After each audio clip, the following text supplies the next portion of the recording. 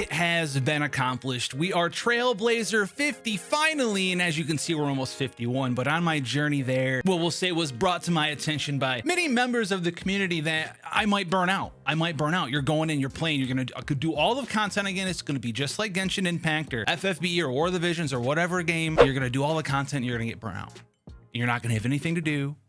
Is that true though? Am I burnt out? Resounding no. Actually, we're not burnt out. I wouldn't call it that. There is a grievance that I have with the game, but it's really nothing about the game at all and more about my ability to show things in the game.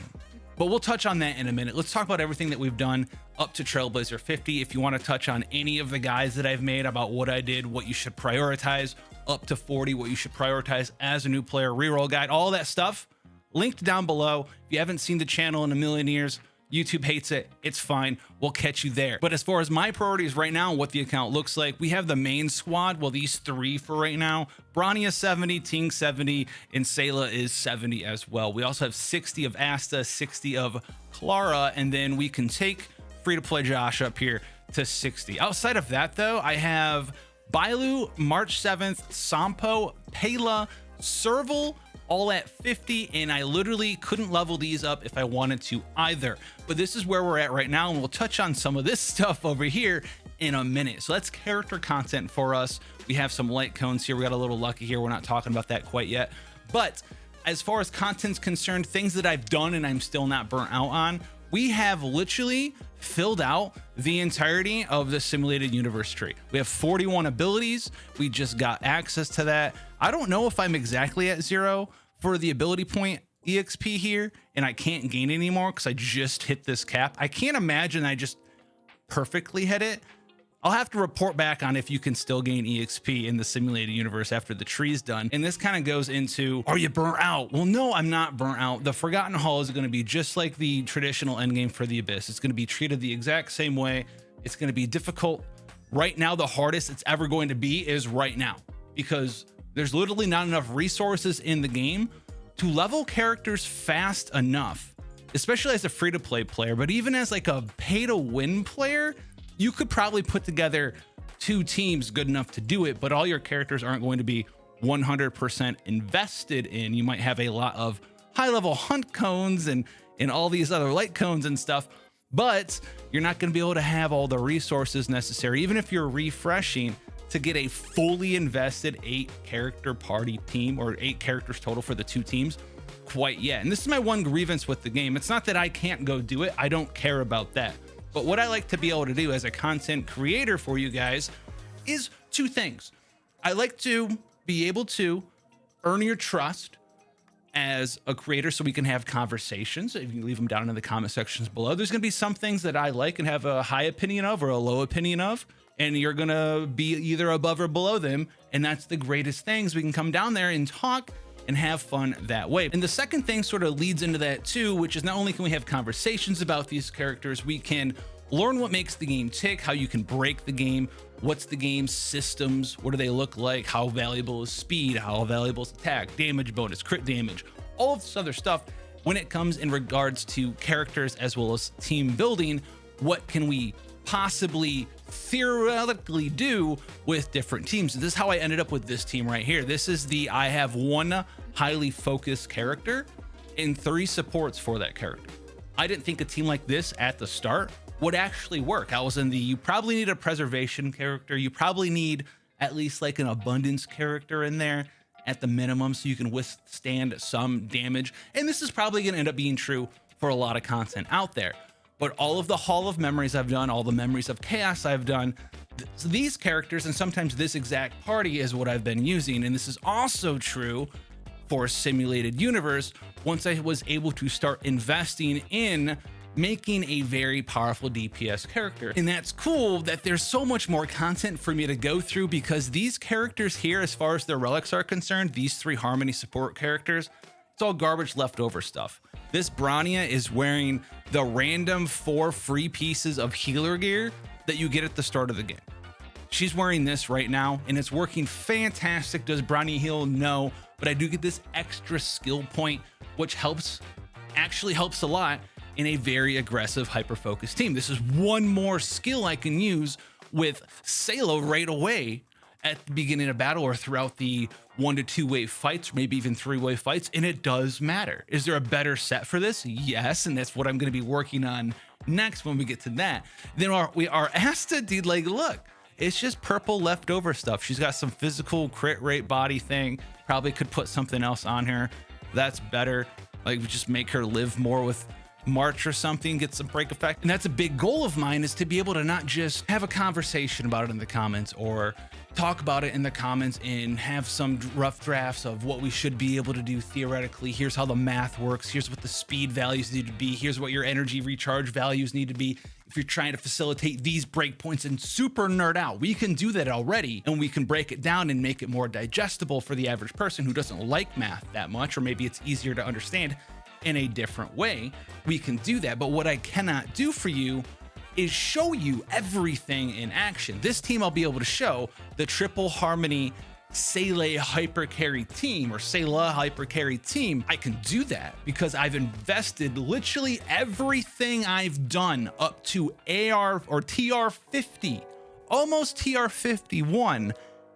Everything I've done has been able to facilitate this build here. When we had some extra energy at the end of the day, I was always pre-farming the trace materials for this character.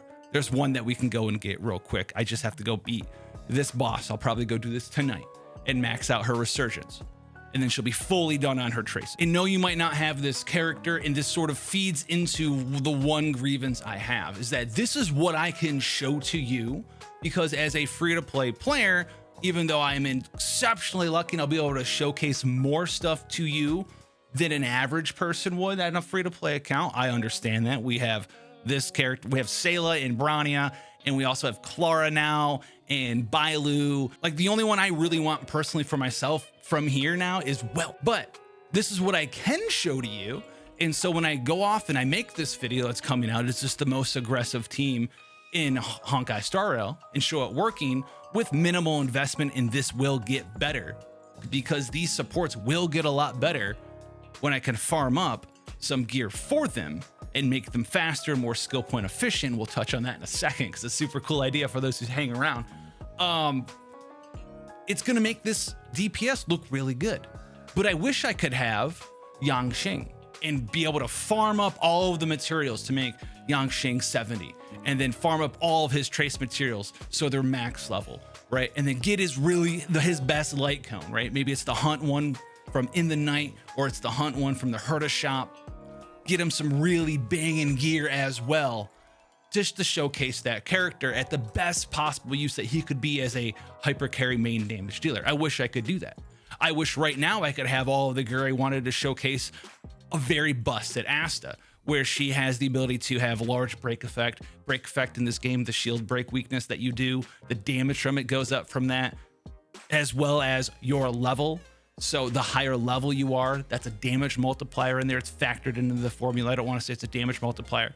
A lot of things people don't know about a lot of stats, but I can't show them in game. I can't show an Asta shield breaking someone for a bunch of damage and having the burn do a bunch of damage. I can't show a shield break effect Natasha built for big break bar damage, because bleeds are kind of insane, and you're gonna buff up the damage of the dot of bleed from shield breaking with your abundance character. I can't show that because I don't have enough resources to level every character in the game and then facilitate getting all of their relics built and all of their traces built and getting the right light cone for them and putting it all on there. I understand it's a gacha game and it's not a slight against the game. That's not the grievance. My grievance is I feel bad because there's so much stuff that I could make for content to showcase really cool ideas, and using Brania in this way and using Brania in that way and with this character and all the different team compositions that you can make for both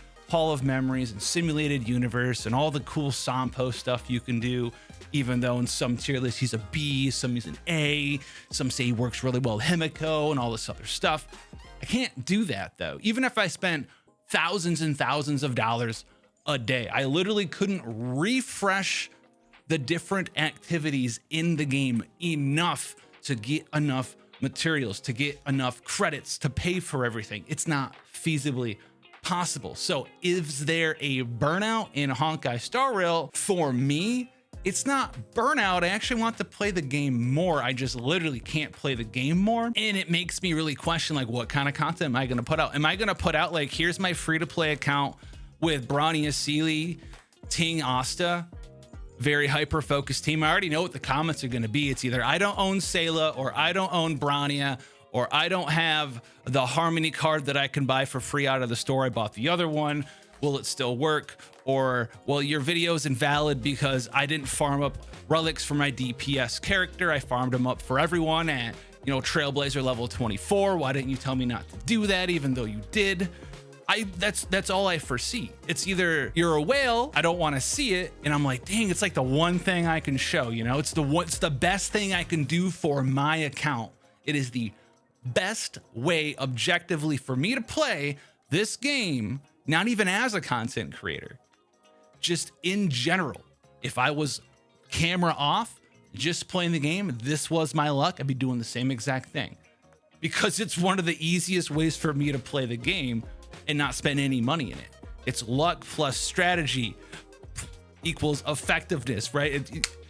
You get to go big and ham and hard when you put the two together. And it feels really bad for me that I can't be like, all right, if you're a free-to-play player and you want to make a Clara team, here's every character and showcase every character I think is good with Clara.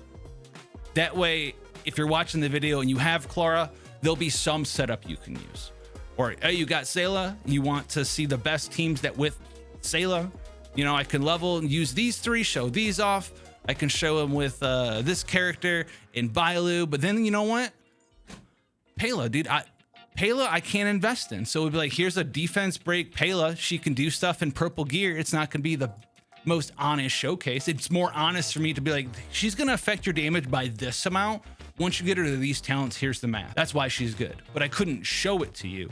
I couldn't show you why Hook's actually kind of really good for single target damage in a lot of fire weak floors in Hall of Memories. So what am I doing right now? What do I think is the broken thing everyone is here? So speed is a stat that is pretty, I don't know, not fully fleshed out, I think is the way I'll put it. It's not fully fleshed out. It's not really all the way figured out, I don't think. And it's because our speed values are so low. So the value of speed and pushing, and is it a positive energy and skill point threshold for you? Well, how's it going to affect your team if Ting's a little faster and she gets some speed? Or how's it going to affect your team if Brania is this speed and your DPS is this speed? How does this work out? Right now, this is working out very well for me, but there's something that I do want to do.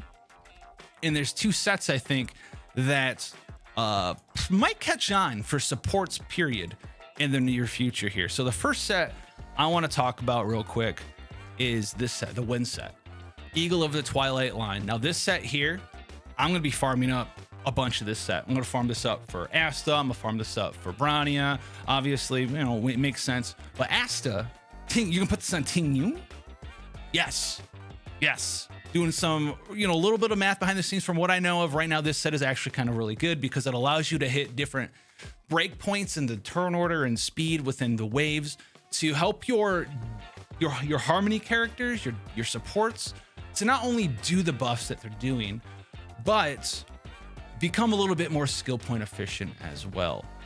Because you combine this extra little push that they can get like an extra action in. And if you hit certain breakpoints on your energy recharge, then a basic attack could be used in place of maybe a skill point somewhere, or maybe they need to use one less skill in their rotation before they can ult again. And so they become much more skill point efficient on top of already doing what their main role is, which is buffing your main damage dealers. So if they can use less skill points, that in turn is also buffing the damage of your main damage dealer because it's extra skill points that they can use. This set's going to catch on, possibly, especially if you're doing like some speedy teams. So I'm going to be trying to showcase that. And then another set, this set might be an interesting set too. Is it going to be the best set on every character? No, but this set is going to be a way for you to sort of speed tune certain characters in certain orders as you open up in combat, as you take your first turns on your characters. You can take a character and make them first, or you can put this on multiple characters and make them all go before your damage dealer, for instance. You can start the battle and make all of your DPS characters go behind these supports who have this set on.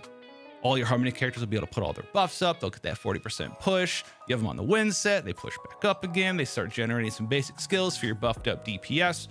Very cool stuff you can do with this set. This one I'm not as sold on though, but it could be very, very, very strong. It's got some nice energy regen on there, which we just talked about being a powerful stat for support characters. And you can do this advance forward and activate your buffs, right? You could put this on Bronny, for instance, have her take turn 1 if you wanted to.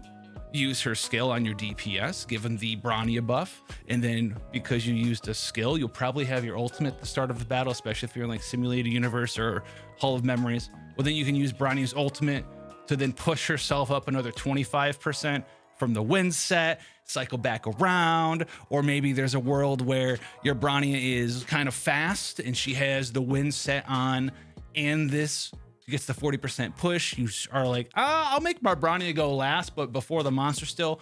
Use your basic with Bronny, which pushes you. After you use your basic and it pushes you, you can use her ultimate and then have the win set push you again, and then you can lap back up over the monster potentially based on certain speeds and speed downs, and then have your DPS with that are buffed go, and then re-push your DPS back up again. So there's a lot of really cool stuff you can do with that, and hopefully that's something I'll be able to showcase. And please, if you want to see that stuff, come back for more. But no, I'm not burnt out on Honkai Star Rail. In fact, I want to play Honkai Star Rail more. I want to be able to make more content for you. If I could play infinite of this game and just farm stuff until like my eyes fell out of my skull, it sounds a little devastating, but I'd do it. So let me know what you're doing on the way to 50, or maybe if you are 50, and how you feel about that win set thing. And then I'll see you in the next one.